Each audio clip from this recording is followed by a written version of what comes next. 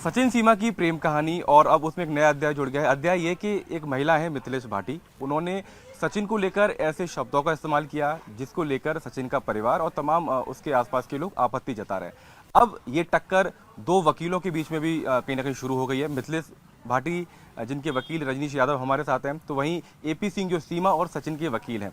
मिथिलेश भाटी ने सचिन को लप्पू और झिंगुर कहा।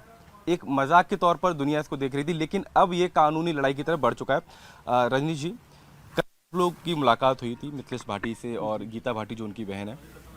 पूरे प्रकरण को आप किस तरीके से देखते हैं? क्योंकि सचिन के परिवार का ये कहना है, उनके पक्ष का ये कहना है कि किसी को लप्पू झिंगुर कहना किसी की अवमानना है और वो लोग अब मिथिलेश भाटी के खिलाफ कानूनी कार्रवाई कर रहे हैं। देखिए, कल मानव जी हमें मिथिलेश भाटी का फ़ोन आया था सुबह के समय कि जी हमको जो है सोशल मीडिया के द्वारा जानकारी हुई है कि हमें नोटिस भेजा जा रहा है मानहानि का। तो इसके बारे में मैं आपको बताना चाहूँगा, अभी कोई नोटिस ना तो मिथिलेश भाटी को मिला है ना उसके किसी परिजन को मिला है। ये झिंगुर और लप्पू वाली बात जो है, इसको सचिन ने नकार दिया है, सीमा ने नकार दिया है। केवल सोशल मीडिया पे टीआरपी पाने के लिए ये एपी सिंह साहब सीनियर अधिवक्ता हैं, वो केवल टीआरपी पाने के लिए ये सब प्रोपेगेंडा कर रहे हैं। और अगर उनको ऐसा लगता है तो मैं गौतम बुद्ध नगर की धरती पर उनका स्वागत करता हूं। कोर्ट में आएँ, कोर्ट के सामने साक्ष्य और दलील रखें, तब देखते हैं कानून में कौन सही है कौन नहीं है। तो मेरा अपना मानना ये है कि जहाँ तक डिफेमेशन में 499 में है, झिंगर और लिप्पू शब्द जैसे पे मानहानि का मामला नहीं बनेगा। ये कहीं लिखा हुआ है कि कानून की किताब में कि किसी को, देखिए अभी मेरी आपसे बात हो रही थी तो हर व्यक्ति की एक रिस्पेक्ट होती है, उसके मतलब मन को ठेस पहुंच सकती है। तो वो तो चाहे प्रधानमंत्री हो चाहे चपरासी हो, किसी को भी बुरा लग सकता है। अगर किसी ने किसी को लप्पू कहा या कोई ऐसा अपशब्द कहा जिसको खराब लग गया, तो वो उसका अधिकार है, वो चाहे तो डिफेमेशन डाल सकता है। नहीं, जो हमारी भारतीय दंड संहिता की धारा 499 है उसमें जो है स्पष्ट रूप से है, मैं आपको दिखा दूंगा अभी। इसमें स्पष्ट रूप से किसी के ऊपर लांछन लगाना या उसकी मर्यादा को ठेस पहुंचाना, वो लांछन की उसमें आएगा। तो यहाँ तो ना तो लांछन न लगाया है ना उसकी मर्यादा को कोई ठेस पहुंचाया है, तो इससे जो है उसकी मर्यादा नहीं है। और एपी सिंह अगर अपनी मर्यादा की बात करें तो उनका मैंने कल एक वीडियो देखा है, अभी जब वो कानूनी रूप में आ जाएगा, साक्ष्य और दलीलों के आधार पर मैं उनको ये साबित करके दिखाऊंगा कि लांछन और मर्यादा को ठेस किसने पहुंचाया है। तो मेरा उनको लिए स्वागत है, सीनियर अधिवक्ता हैं, आएँ गौतम बुद्ध नगर में और यहाँ ज़रा देखें कि कानून का किसको ज़्यादा ज्ञान है। मैं अपनी बड़ाई नहीं करूँगा, वो आएँ और अगर चाहें तो आपके चैनल के माध्यम से मैं उनसे डिबेट करने के लिए तैयार हूँ कानूनी रूप से। अगर इस तरीके के शब्द लप्पू झिंगुर किसी को कहना ये अवमानना की श्रेणी में नहीं आता है, तो एक पेशेवर वकील आप हैं, क्या आ सकता है? और एक सामान्य व्यक्ति की क्या अधिकार होते हैं? किसी को कुछ ऐसा बोले तो कानूनी कार्रवाई कर सकता है। देखिए, जो मानहानि वाली बात है, अगर किसी व्यक्ति के मान को हानि हो रही है, किसी को लॉस हो रहा है, तब ये मानहानि की श्रेणी में आएगा।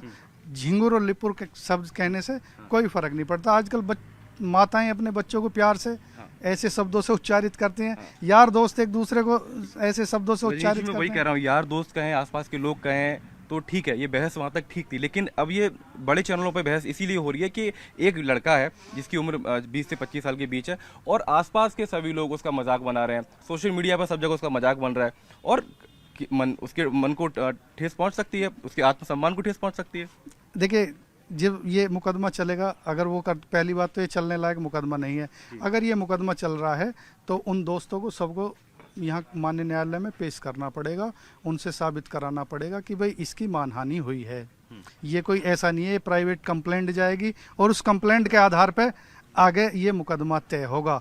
ये देखा जाएगा कि मानहानि मिथिलेश की हुई है, मिथिलेश नाम भी सीता जी का नाम है, मिथिला नगरी की वो है, वो पतिव्रता स्त्री है, उसने कोई गलत नहीं कहा। उसके ऊपर जो लांछन लगाए जा रहे हैं, मानहानि वो है, ये नहीं है। वो एक किसान दल की नेता भी है, वो मतलब यहाँ की जानी मानी महिला है, मानहानि उसकी हो रही है। अगर ये देखा जाए कानूनी रूप से कि सीमा हैदर किस तरह से यहाँ आई है, किस तरह से, तो वो लांछन वाली बात नहीं है, वो स्पष्टता है। ये मैं नहीं, ये यहाँ का लोग कहेंगे, जब यहाँ मैं मिथिलेश के सपोर्ट में जो है यहाँ के लोगों को पेश करूँगा।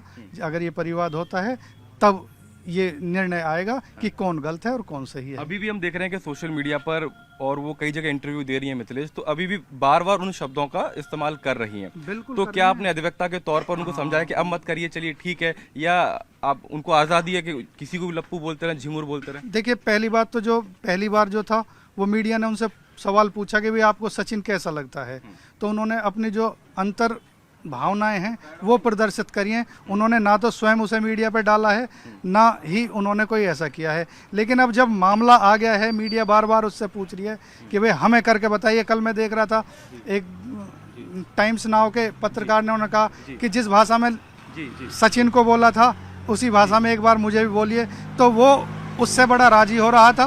तो ऐसे शब्दों से लोग जो है अपने को जो है रिवार्ड कराना चाह रहे हैं झिंगुर और लप्पू से। तो इस चीज़ से मैं एपी सिंह साहब को यहाँ कोर्ट में साबित करूंगा, वो वीडियो मेरे पास है, कि एक बढ़िया पत्रकार ये कह रहा था मिथिलेश जी जरा उन शब्दों को मेरे ऊपर भी इस्तेमाल भी कह दीजिए। तो देखिए, व्यक्ति व्यक्ति पर भी डिपेंड करता है कि किस तरीके से लोग उन चीज़ों को लेते हैं, लेकिन किसी के मन को ठेस पहुंची है।